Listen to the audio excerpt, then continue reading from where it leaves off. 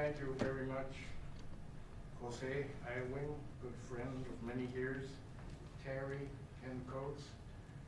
Thanks to the invitation, it's my pleasure to be here with you today.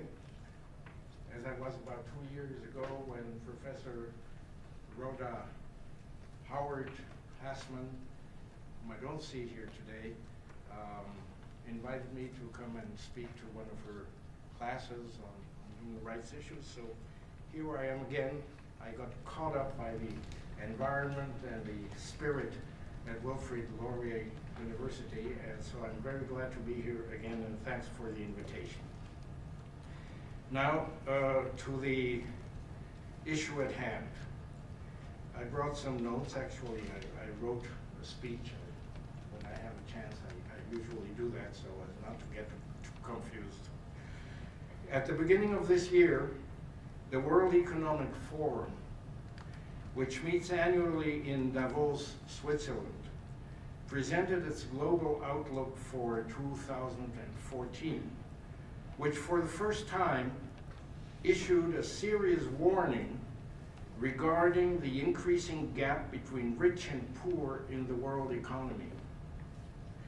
This growing inequality has become social and has economic, social, and political implications and may endanger growth and stability in many, if not all, regions in the world. The international media gave the outlook wide publicity, and numerous experts commented on its significance. In its own report to the forum, Oxfam remarked that, and I quote, "Extreme economic inequality is damaging and worrying for many reasons. It is morally questionable. It can have negative impacts on economic growth and poverty reduction, and it can multiply social problems. It compounds other inequalities, such as those between women and men. In many countries, extreme economic inequality is worrying because of the pernicious impact that wealth concentrations can have on equal political representation. When wealth captures government policy making, the rules bend to favor the rich, often to the detriment of everyone else. The consequences include the erosion of democratic governance, the pulling apart of social cohesion, and the vanishing of equal opportunities for all. Oxfam reports that almost half of the world's wealth is now owned by just 1% of the population. Global elites are increasingly becoming richer, yet the vast majority of people around the world have been excluded from this prosperity. The wealthiest individuals and groups capture political institutions for their aggrandizement at the expense of the rest of society. Today's unprecedented levels of economic inequality tell us that, left untouched, representative institutions will decay further, and the power disparity between the haves and the have-nots may become entrenched and immutable. This is the World Economic Forum. This is Oxfam. Now, while these tendencies have been widely documented and analyzed over the years by scholars and specialists, it was usually considered politically incorrect to take them seriously in a world environment that reveres the growth and concentration of wealth and power by the few and the mighty. What does this mean for indigenous peoples around the world? The impoverished poor paupers to whom the forum refers are not only a statistical category construed by World Bank economists. In fact, the World Bank would be one of the first sources to provide us with the indicators that definitely place indigenous peoples among the world's poorest, not only in poor countries, but in some of the richest as well. Take, for example, the situation of indigenous peoples in Asia, from a report I presented to the UN in 2007, and I quote myself with your permission. Some of the most serious forms of human rights violations that indigenous peoples experience all over Asia are directly related to the rapid loss of indigenous lands and territories, a process that, while affecting indigenous peoples all over the world, is particularly marked in the Asian context. Development projects, plantation leases, logging concessions, and the establishment of protected areas have been major forces in the increasing loss of indigenous lands, leading to the massive displacement of indigenous peoples from their traditional territories, the degradation of their traditional environment, and rising poverty and migration. This trend is fostered by the absence in many Asian countries of precise legal regulations affirming indigenous peoples' customary rights over their traditional lands, territories, and resources, as well as by the lack of adequate consultation procedures in relation to development projects taking place in indigenous territories. Now, closer to home, from the report by my successor Special Rapporteur, James Anaya, to Canada, only last month.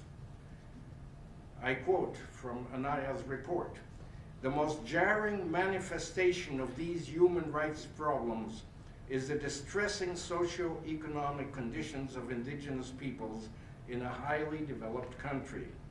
Although in 2004, the previous Special Rapporteur recommended that Canada intensify its measures to close the human development indicator gaps between Indigenous and non-Indigenous Canadians in healthcare, housing, education, welfare, and social services, there has been no change in that gap in the intervening period in relation to registered Indians, First Nations, although socioeconomic conditions for the Métis and non-status Indians have improved according to government data." So far, Jim Anaya's report. The statistics are striking. Of the bottom 100 Canadian communities on the Community Wellbeing Index, 96 are First Nations, and only one First Nation community is in the top 100. At every level of education, Anaya continues, Indigenous people overall continue to lag far behind the general population. Government representatives have attributed the gap in educational achievement in large measure to high levels of poverty, the historical context of residential schools, and systematic racism. Allow me to quote James Anaya once again about the United States, on which he wrote a report earlier. And I quote, "Native Americans, especially on reservations, have disproportionately high poverty rates, rising to nearly double the national average.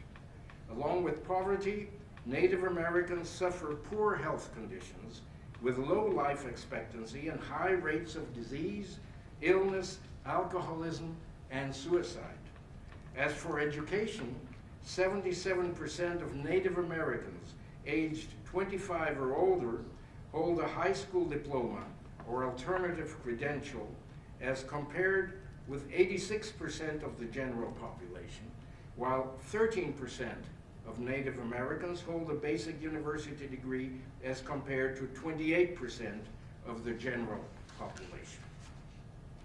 Indigenous peoples also face disproportionate rates of incarceration, and rates of violent crime on Indian reservations exceed those of any other racial group and are double the national average. This in the United States, the richest country in the world. The inequalities that have built up over the decades and that the World Forum now bemoans are not only differences in income and economic assets between the rich and the poor in general, and therefore they cannot be wished away by progressive tax codes, subsidies, or other kinds of top-down income redistribution measures. Indeed, these actions have been tried occasionally, but with limited success. The really worrying aspect of the forum's findings is that despite the adoption of policies designed to redress the situation, the gap between rich and poor appears to be increasing everywhere. The vulnerable groups who were at the bottom of the heap when these facts were first given serious notice remain at the bottom years or decades later, despite slight statistical changes that may have occurred and notwithstanding policies designed purportedly to improve the situation of these vulnerable groups. And they are still there even when we can observe the relative growth of a middle class that is expected to play the role of buffer between the two extremes. So what's going on here?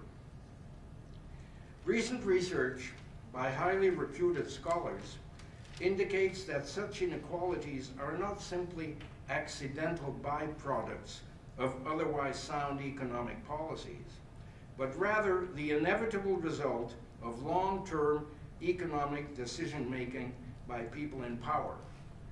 That is why the Oxfam report can speak of the political capture, that's the concept they use, political capture of the economy by those who stand most to profit from it. Best-selling authors, such as Nobel Prize winner Paul Krugman and the French economic historian Thomas Piketty, argue that returns to capital have increased much more rapidly than the growth of the economy as a whole, because the trend is supported by national and international legislation and generous fiscal financial policies. It is bound to continue in the near future. And as long as economic decisions are adopted with precisely this objective in mind, then the groups at the bottom of the heap can expect very little from the people in power. These studies have opened a lively and crucial debate on the relationship between inequality and democratic governance, as well it might, to which the indigenous peoples in the world are no strangers, not only because they usually belong to one of the statistical categories hardest hit by contemporary capital accumulation, but also because for them, the indigenous, the problem is clearly spelled out in terms of human rights for legal, cultural, territorial, political reasons besides economic ones. For centuries, indigenous peoples have been identified with subsistence economies, meaning that productive activities were mainly intended to satisfy local needs. Even when other pursuits, such as production for the market, trading, and migrant wage or contract labor was present, hunting, gathering, and cultivation for subsistence would ensure the survival of local territorial units, be they families, clans, or villages. Although many such communities survived on the margin, others were able to prosper and diversify, creating an economic and social surplus that enabled major civilizations to arise in historical times. One such cultural emergence, and permit me to digress a little bit, but I think it's important for the argument, one such cultural emergence occurred among the Maya people in Central American rainforest over 2,000 years ago. You have certainly seen images of the remains of their temples and pyramids and may have heard of their picture writing, their mathematical prowess, and their refined calendar. At the root of these achievements, research has placed the importance of the subsistence agricultural economy based on the cultivation of maize and related plants. Maize, the second most globally important staple crop after wheat, originated in Mexico, where it is typically grown as part of a set of associated crops and practices called the milpa system. However, recently, this has been contaminated by genetically modified GM maize marketed by a transnational corporation. In Mexico, a greater diversity of varieties of maize is associated with a larger presence of indigenous populations, thus pointing to a long-standing historical association between the milpa system and the distribution of indigenous communities in the land. To the extent that the milpa cycle was the mainstay of the subsistence economy of the Indian peasantry in Mexico well into the 20th century, it is significant that the United Nations Special Rapporteur for the right to food noticed that deprivation levels and enjoyment of the right to food remain dramatic for a large part of the population. We're still talking about Mexico. 18.2% of the population lived in food poverty in 2008, up from 13.8% in 2006. The Special Rapporteur also notes that the cultivation of transgenic maize in Mexico poses acute risks to the diversity of native maize land races. The expansion of transgenic maize crops on a commercial scale could increase the dependency of farmers on a technology that would transfer resources to the seed companies holding the patents on these varieties, and thus increase the risks of small-scale farmers falling into debt. Mexico's economic development policies have been hard on milpa subsistence agriculture in recent years.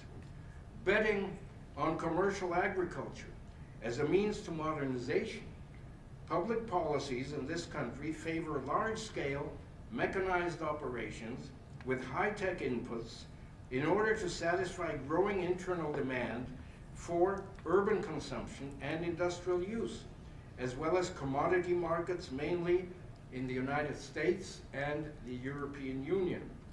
This model is covered by the North American Free Trade Agreement, signed in 1994, of which Canada is a partner, and it has led to increasing concentration of land, assets, and wealth in the hands of a small number of global corporations and their local subsidiaries. In contrast, the traditional peasant economy has now been left behind without resources or public support, sinking into greater poverty and marginalization as the years go by. As productivity in the milpa system decreases, a growing population migrates, seeking employment elsewhere, and feeds into the unending stream of undocumented workers who hope to make it to the United States and Canada. A large proportion of this population thus affected is indigenous. Among the reasons for this depressing picture are the policies applied by governments since the 1960s, which intentionally benefited a new rural upper class, but also accelerated the pauperization of the greater part of the rural inhabitants, as well as the growing economic and social inequality, the destruction of productive natural resources in a good part of the country, the forced emigration of a large segment of this population to the cities, to the north, and across the border into the US. The number of Mexican-born residents living in the US almost trebled from 4.5 million in 1990 to 12.6 million in 2009. It also signaled the shrinking of the domestic market for agricultural products and its derivatives. The ruling party carried out a constitutional counter-reform in 1992 that opened the door to a process of privatization of collectively held ejido and communal lands, leaving, as it were, the majority of the peasant population hanging on a limb. For many indigenous Central Americans, passage through Mexico, because they have also gone all the way, may become a death trap. In the framework of drug-related violence, hundreds of so-called illegal migrants have lost their lives in Mexico trying also to reach the border and cross it into the United States. The indigenous peoples of Mexico, now classified into 67 different identified linguistic groups with a total population of around 15 million people, have been the historical victims of dispossession, exploitation, marginalization, exclusion, and discrimination, pick your favorite words. Since at least 2 decades, they have been in the forefront of the struggle for their collective and individual human rights, and they have proposed alternatives to the failed neoliberal model that has been imposed upon them. Early critical discussions of these policies took place in the 70s, and during the 1980s, there was already talk about an indigenous movement of a counter-indigenista nature that challenged this model and that in exchange proposed a vision that would recognize Mexico's cultural pluralism and would be based on the human right to difference. The recognition of cultural diversity led to the reformulation of linguistic and educational policy, particularly the development of bilingual intercultural education. In 1992, there was a reform of Article 4 of the Constitution in which the indigenous population was recognized for the first time as being at the root of the nation's pluriculturalism. As a result of the Zapatista rebellion of 1994, you've probably all heard about it, and the incomplete peace negotiations that followed, the federal constitution was reformed once again with regard to indigenous matters, and now Article 2 recognizes the right of the indigenous to free determination, autonomy, and other rights over lands and resources, self-government, indigenous legal systems, and the conservation of indigenous tongues and culture. Only this time, the constitutional reform was aborted from the beginning by the political parties in power and has not been implemented since then. Alternatives are available, of course, but they were not chosen by either the state or the market, thus increasing social polarization and the number of socially excluded families and indigenous communities.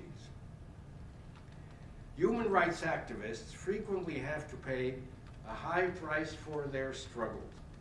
They are often persecuted by the authorities, the police, the paramilitaries, the landowners, the drug lords, the mining companies, and others. Their activities are criminalized, and the national and international laws that are supposed to protect them are applied with insufficient rigor or interest. The same picture emerges from the very similar situation of Andean peasants who developed over the centuries literally hundreds of varieties of potatoes, another important contribution to world food supply, and maintain a close spiritual relationship with Pachamama, Mother Earth, which they now feel is threatened by predatory capitalism. Among the reasons, I was getting back one page instead of advancing. Indigenous peoples' organizations in North and South America, as elsewhere, have only recently become aware of all these interrelated issues. They know all they lost over the last half millennium to conquistadors, settlers, cattle ranchers, hacienda owners, traders, loggers, explorers, prospectors, miners, land speculators, missionaries, and so on and so forth. They resisted, or were unable to resist, as the case may be, the invasive national state that despoiled them of their heritage, stole their land, took over their natural resources, appropriated their knowledge, and corrupted their cultures. But if this is how it was, as history books tell us, it need not be. During the last 50 years or so, Indigenous peoples have mobilized to resist further depredation and to preserve and protect their heritage, their resources, and their rights. Much of this long and arduous struggle is carried out at the local and national levels. In Canada and the United States, it often turns on the controversial issues of Indian treaties, once signed, then forgotten, and ignored by governments. Elsewhere, the struggle deals with land loss, the impact of development projects, and extractive industries on indigenous territories, or the forced displacement of indigenous communities. Significantly, the First Nations of Canada have initiated the Idle No More movement to address these issues with determination, and let me quote from the manifesto of this movement, which you're all familiar with. The state of Canada has become one of the wealthiest countries in the world by using the land and resources. Canadian mining, logging, oil, and fishing companies are the most powerful in the world due to land and resources. Some of the poorest First Nations communities, such as Attawapiskat, have mines or other developments on their land but do not get a share of the profit. The taking of resources has left many lands and waters poisoned. The animals and plants are dying in many areas in Canada. We cannot live without the land and water. We have laws older than this colonial government about how to live with the land. Resource development is a concept that is frequently heard in relation to the lands and territories of Indigenous peoples. The literature on this topic is vast, and the cases focused upon are abundant, although the definition of the concept may vary. For a country to achieve development, it is necessary to make best use of its resources. In today's globalized world, certain natural resources fetch high prices and are therefore of particular interest to major world corporations. The rational use of diminishing world resources requires a careful mix of capital, technology, and economic management. On the other hand, non-renewable resources are strategically important, and certain strategic resources will surely disappear within the foreseeable future, leaving crucial issues to be dealt with by diverse economic, political, and social actors and power holders. Among such crucial actors are the Indigenous peoples and communities, the traditional stewards, if not owners, of most of these resources in most of the countries where this scenario is playing out. Let us look at a few examples. I think I'm running out of time. Maybe I shouldn't quote examples. I have some examples from my reports on the effect of dams on Indigenous peoples and elsewhere, but I'll skip it. Indigenous peoples organizations. Over the last few years, in many parts of the world, there has been a significant increase in extractivist activity involving oil and gas, as well as precious and rare earth metals and industrial minerals. Not surprisingly, many of these deposits, mines, veins, and lodes are located in the territories of Indigenous peoples, which by virtue of these activities have become a sort of new and perhaps last frontier. The explosive growth of mining, for example, is due to burgeoning global demand and rising international commodity prices, pushed by the interests of the world's major financial and industrial companies and the governments that stand behind them. Among these major agents of resource development, Canadian mining companies play a principal role. And although in Canada they are expected to comply with environmental legislation and take into account the constitutional, legislative, and judicial statutes and agreements that protect the rights of the First Nations in this country, this is not always the case in other areas of operation. Only a few days ago, a very few days ago, the Permanent People's Tribunal sat in Montreal to judge cases brought by Indigenous peoples against Canadian mining companies operating in Latin America. On June 1st, it delivered its preliminary verdict. Let me quote. First, the expert panel finds the companies responsible for having failed in their obligations to respect, protect, and ensure human rights according to international human rights law. Second, the Canadian state and Latin American states are also responsible for the continued violation of human rights. In both cases, states have failed in their obligation to protect human rights, to prevent and sanction violations, particularly those related to Canadian mining companies. The lack of fulfillment of this obligation leads to responsibility by act and omission.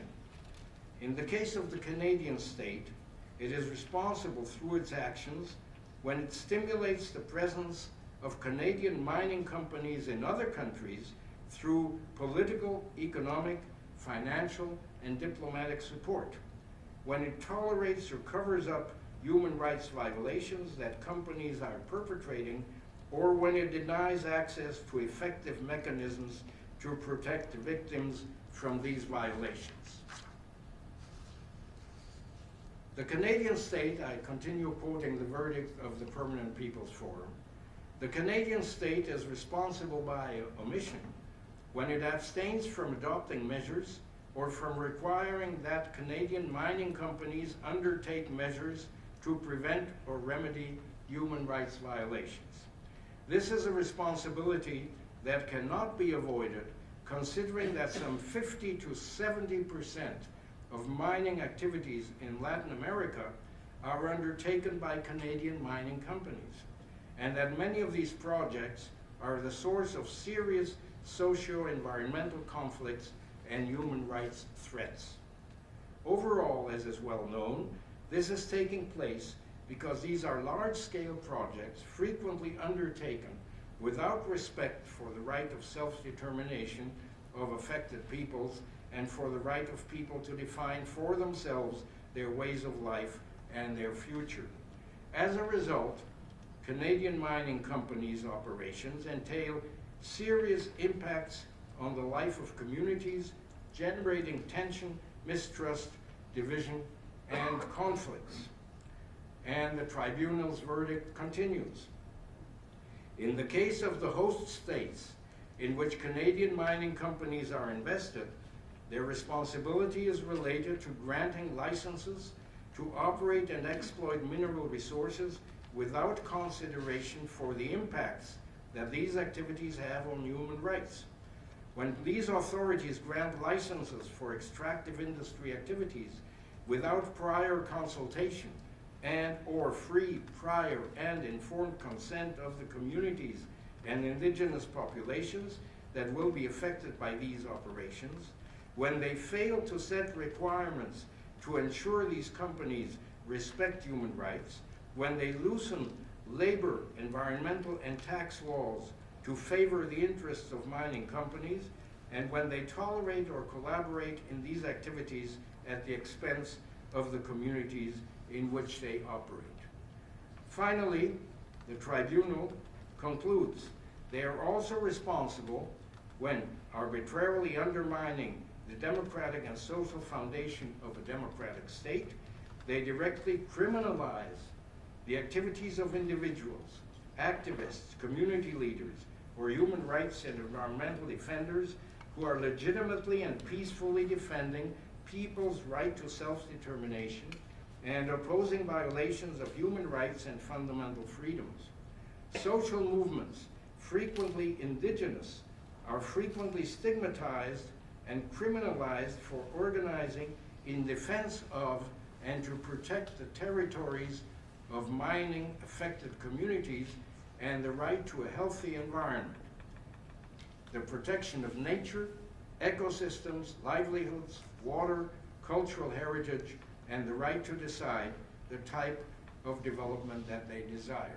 Excuse me for having quoted the verdict of the Permanent People's Tribunal so extensively, but this is a very important document which was approved just, 11 days ago, 12 days ago in Montreal. Recent studies undertaken by the United Nations Development Program and the Economic Commission for Latin America on mining, governance, and the human rights of indigenous peoples in some Latin American countries pinpointed several dozen locations of serious socio-environmental conflicts between mining operations and local rural communities. Extensive open pit mining results in massive damage to the environment, contamination of water resources, long-term health impact on the local population, and at best, short-lived benefits for only a few, in contrast to vast profits for the corporations. These companies count on the support of local and national authorities and favorable legislation. The environmental impact studies they are required to produce are usually skewed in their benefit. They hardly pay any taxes on their output or income to the government. Their modus operandi usually generates internal division in local broken communities, often accompanied by violence. Civil society organizations complain about the criminalization of their activities, the lack of alternative solutions, and the destruction of their social and cultural fabric. Now, a turning point was reached, beginning in the 1970s, when indigenous peoples brought their case to the United Nations. The UN Commission on Human Rights, now called the Human Rights Council, established a working group on indigenous populations, where indigenous representatives became active advocates of their mistreated human rights. After more than 20 years of debates between indigenous and government representatives, enriched with lengthy diplomatic negotiations, the UN General Assembly finally adopted a Declaration on the Rights of Indigenous Peoples on September 13, 2007, the principles of which are progressively becoming integrated in evolving international law. For example, in Bolivia, the text of the declaration, and you have it in your folder, I think that you received yesterday, the declaration was incorporated entirely into domestic constitutional legislation in Bolivia. The Inter-American Court of Human Rights refers to it in various of its decisions involving indigenous rights, as do other national courts of justice, thus providing jurisprudence and legitimation. The Declaration is one of the principal human rights documents of the United Nations system. Although it is not an international convention or treaty between states, in contrast to Convention 169 of the International Labor Organization adopted in 1989. These instruments provide the international legal framework for the protection and promotion of the human rights of indigenous peoples in the world. A major contribution of the Declaration is a recognition of the collective rights of indigenous peoples, be they nations, communities, tribes, bands, or other collectivities. These collective rights pertain to territories and homelands, land, forests, water, and other natural resources, to collective political representation, to local legal systems, language, education, cultural heritage and identity, as well as collective autonomy, self-government, and self-determination. Of particular interest to indigenous peoples is the principle of free, prior, and informed consent considered as a fundamental human right and not only as a procedural matter. In some countries, domestic legislation on free, prior, and informed consent already exists, whereas in others no real progress has been made. However, many human rights and indigenous activists complain that even when the need for FPIC is acknowledged, its implementation leaves much to be desired. Consultations are easily manipulated, as in Mexico, by local municipal or state authorities, corrupt community leaders, and employees of affected extractive or agribusiness corporations, sometimes including threats and violence, and there are many examples of that which have been documented. As with other UN instruments, the main issue to be faced in the post-2007 period is the Declaration's implementation. This is no easy matter because implementation does not take place automatically. It requires a legal framework, favorable action by the courts, enlightened public awareness, sympathetic support from the academic world, the business community, the media, civil society organizations of all kinds, such as unions, civil liberties associations, groups representing diverse types of minorities, the churches and religious institutions, political parties, and most importantly, public policies at all levels. How to bring all of this together into a constructive strategy for human rights compliance is the task facing indigenous peoples and their allies at the present time. Over the years, indigenous social leaders from different regions of the world have become increasingly involved in human rights issues, locally, nationally, and at the international level. Their involvement is made possible through the growing density of human rights networks in which they take part. This is particularly noticeable in two major human rights hubs, the United Nations family of organizations and the Inter-American Human Rights System.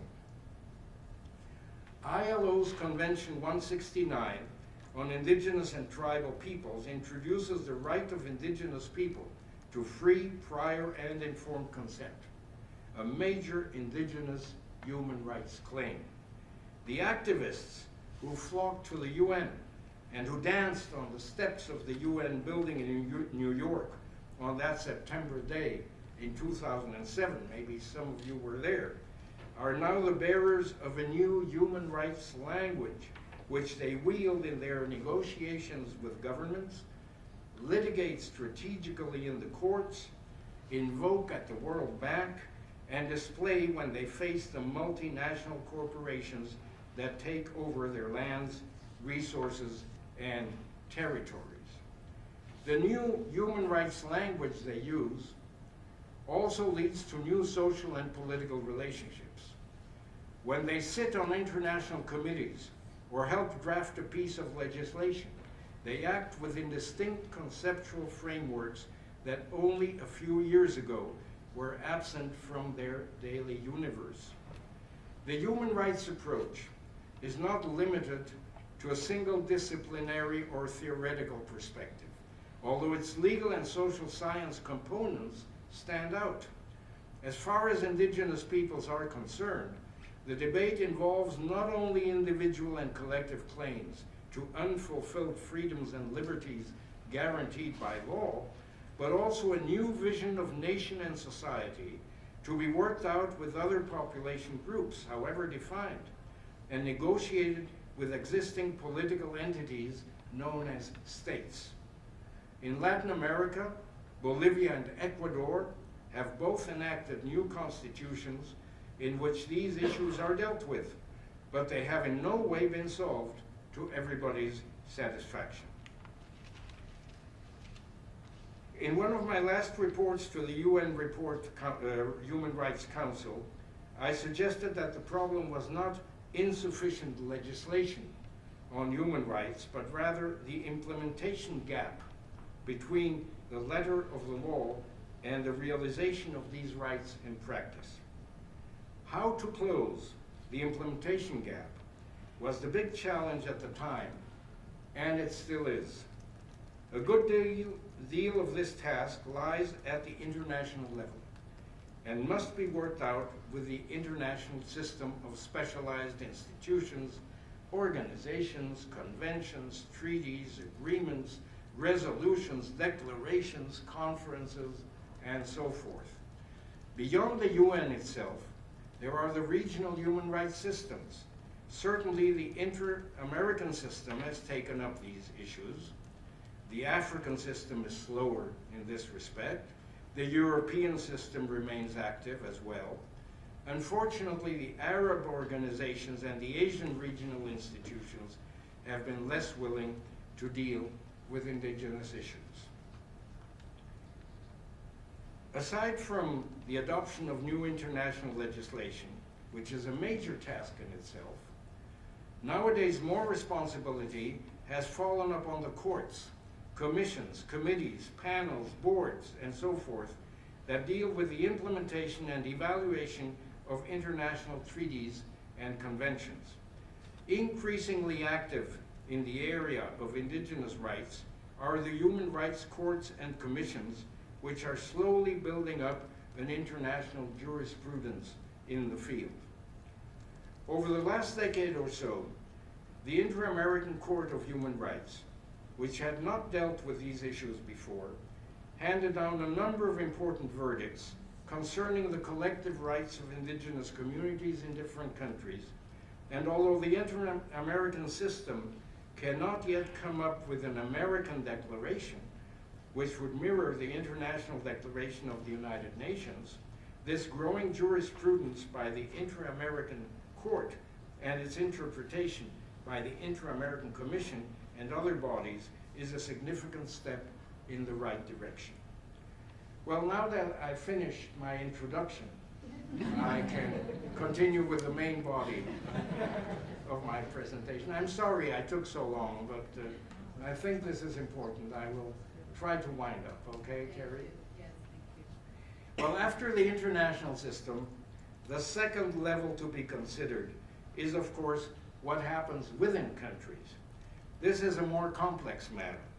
Despite the fact that the declaration was approved by an overwhelming majority of states in the UN, and that even some of the states that abstained later signified their adherence, there has been surprisingly sparing state support of this international document at the national level. As far as I'm aware, only Bolivia, as I said, has fully incorporated the declaration as part of its constitution. Others have adopted secondary legislation that incorporates some of the principles and articles of the declaration. In other states, it may be simply accepted that a ratified international treaty becomes ipso facto domestic law, but as the declaration is not such a treaty but only a declaration of intent, it does not achieve this status. Still, other countries simply ignore the document in their internal legislation, which of course is not very helpful. Regarding the contention that because it is not an international treaty, the declaration is not a legally binding document, I would refer you to numerous statements made by my successor, Professor James Anaya, where he underlines the reasons why the declaration ought to be considered as such. Numerous other specialists, some of whom are present here, I suppose, support this position. This controversial argument is no longer an item for academic scrutiny only, but has become a bone of contention in national polities, where it appears in debates over secondary and implementing legislation, as well as in court cases of all kinds. Indigenous peoples are actively undertaking what is known as strategic litigation to bring their human rights claims before the right courts and to impel legislators and public officials to take the kind of action needed for their satisfaction. For many indigenous people, this has been a long learning process, and in some countries they have been able to make more progress than in others. At the same time, we witness the progressive adoption of important jurisprudence which may benefit indigenous peoples under different circumstances. In that respect, we note that in numerous legal decisions in various countries, courts increasingly draw upon the rights set out in the UN Declaration. Neither legislation nor jurisprudence, however, will be enough to guarantee compliance with internationally recognized indigenous human rights. This is clearly the case with the principle of free, prior, and informed consent, which appears as Article 19 of the Declaration, and I will not quote it here. Among the many conflictive issues that confront Aboriginal peoples, business corporations, and states is the principle of free, prior, and informed consent that indigenous organizations have long demanded. The polemical nature of these conflicts is of current interest. In a recent paper, Professor Dwight Newman writes, let me quote, "The duty to consult is triggered when the Crown or government knows or ought to have known of an established or asserted Aboriginal or treaty right that could be negatively impacted by a contemplated government action.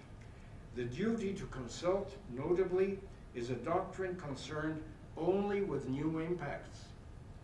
Anyone who perpetuates misunderstandings about the duty to consult is standing in the way of Canada's future." This is what Professor Newman wrote a few months ago. Within a few days of publication, human rights lawyer Paul Joffe rebutted Newman's posture, arguing that the author had not taken into account indigenous peoples' inherent rights and their title to lands, territories, and resources. He concludes that Newman's papers arguments are skewed in favor of non-indigenous governments and resource development proponents. Given the difficulties involved in the implementation of Article 19, in several countries, special laws on consultation have been or are being enacted. Nevertheless, accusations are piling up everywhere that decisions are made, as for example in the extractive industries, and particularly when international corporations are involved, that there are numerous deficiencies in the implementation of this right at the local level in practical terms. That is what emerges at the session of the Permanent People's Tribunals and other venues that I have referred to. Now, still more. No matter what the courts decide, states must assume the responsibility for what is called the obligation to consult. This should indeed be part of a wider package of public policies based on human rights, aimed at compliance with the principles of the UN Declaration and other international instruments.